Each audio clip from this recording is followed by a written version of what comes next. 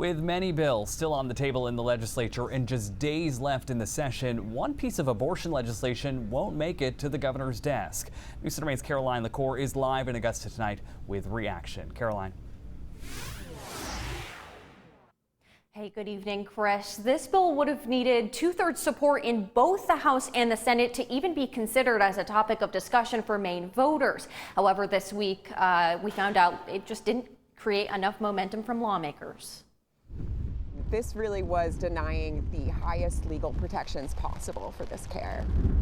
As several states continue to push back and forth on securing reproductive health care.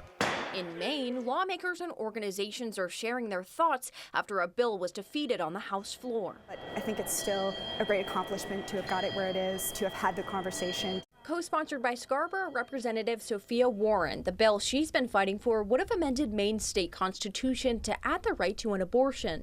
But because of the way the resolution is structured, it is simply a request to send this proposal to the people of Maine to vote on.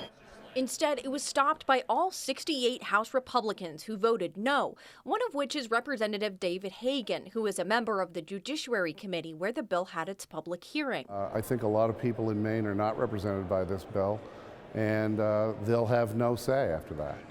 If the bill were to end up on the ballot, Hagan believes the public would not be represented fairly due to the influence of lobby groups. But hundreds of thousands of Mainers would disagree, but not have the funds to be able to purchase time on the air.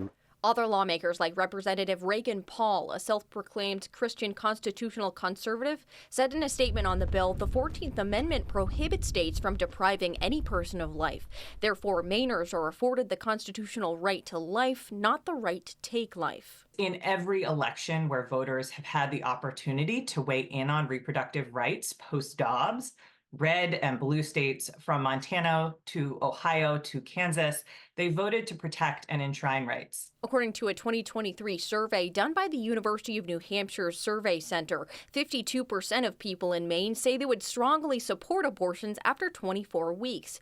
Right now in Maine, there are laws which protect the right to an abortion at any time if deemed medically necessary by a doctor. Even if I fail, even if we fail, I think we've got to try. I think Maine people deserve that. I know the people I represent deserve that. Now, the co-sponsor of the bill, Representative Warren, who you just heard from, says she hopes to bring the bill back in the next session. Zach, I'll toss it back to you.